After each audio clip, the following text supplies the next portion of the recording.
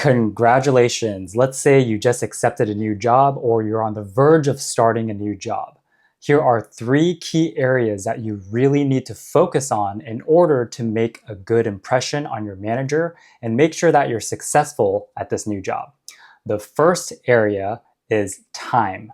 The second area is team. The third area is tasks. So let's dive right into it.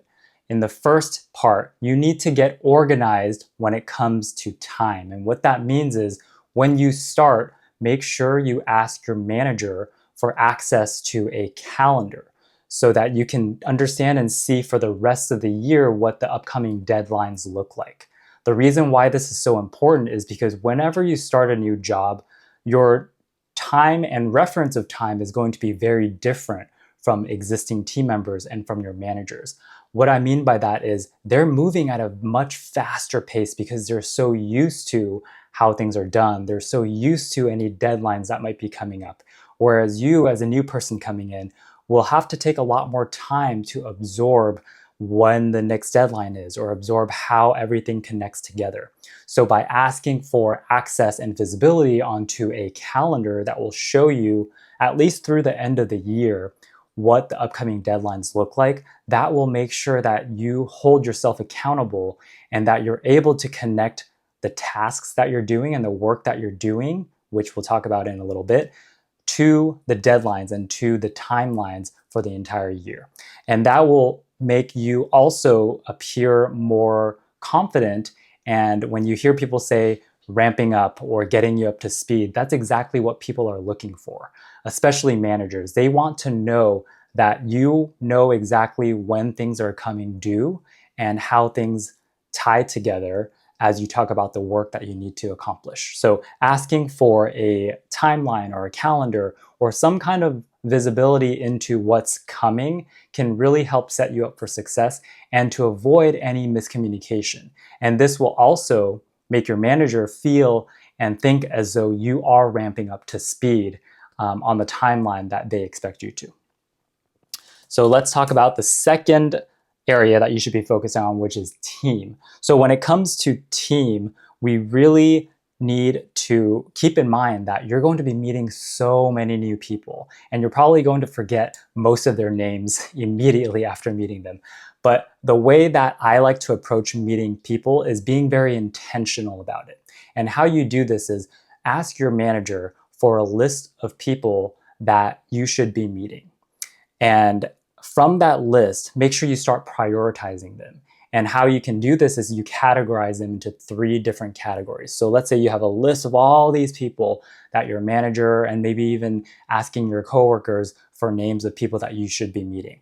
Once you have the list, start categorizing them into must meet, should meet, and could meet. So must meet people are people that you will work most frequently with in your new job. These are people that might be onboarding you, or they might be in charge of training you with all the new skills and new things that you need to learn. These are the people who are directly related to the success in your new role. So your success in ramping up and getting up to speed and learning all these new things in this new role directly depends on something that these people might give you or offer you in terms of information and training. So prioritize those people as must meet and make sure you meet them definitely within the first 2 weeks of starting your new job. Then the next category of people is should meet. These are people that you should definitely make time to meet, but they're not always directly related to the success in your new role, which means these are people that you may encounter and work with pretty regularly, but not so frequently where you need to prioritize meeting them within the first 2 weeks. So these people in the should meet category are people that you can meet maybe in week 2 to 4. Then there are the could meets. The could meets are people that you can wait and deprioritize meeting until a later point in time when you feel more comfortable and when you are more up to speed with actually doing your job. These could meets typically are people maybe that are on other teams that you don't interact with regularly, but it would be good to get to know them a little bit, because at some point, maybe on a project or something, you will cross paths with them.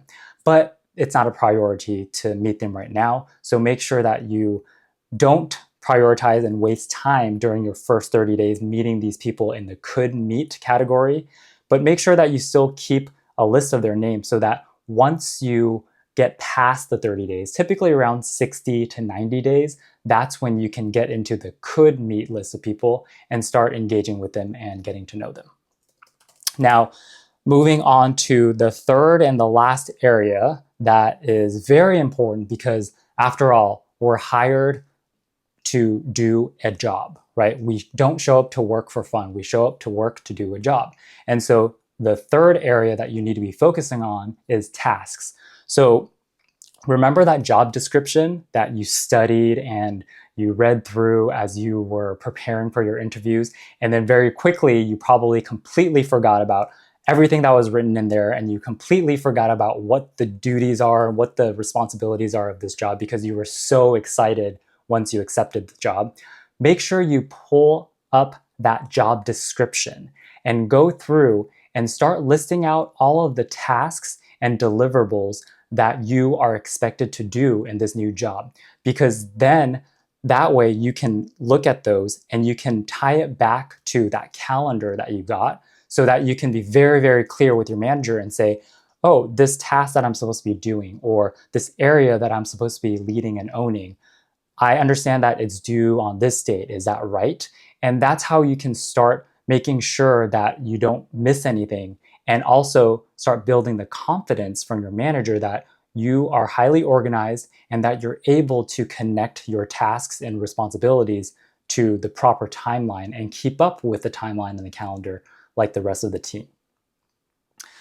One thing to keep in mind is that when it comes to tasks, you should approach it not only in the sense of understanding, check the box, doing A, B, and C, but you also need to understand the why. So whenever you come across a new task or responsibility that your manager or someone else may be training you on, it's always important to ask why.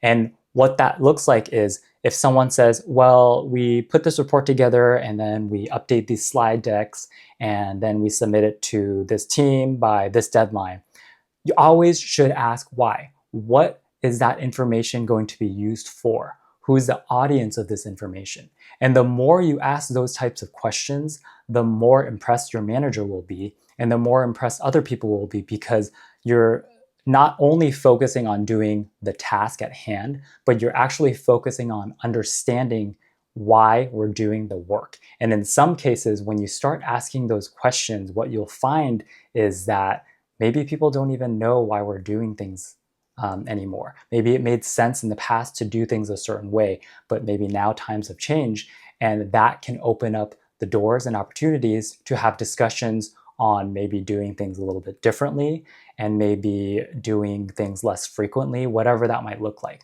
But make sure you tie in the tasks with the why, so that you fully understand why you're doing something. And that will set you up for success in your first 30 days. Congratulations and good luck.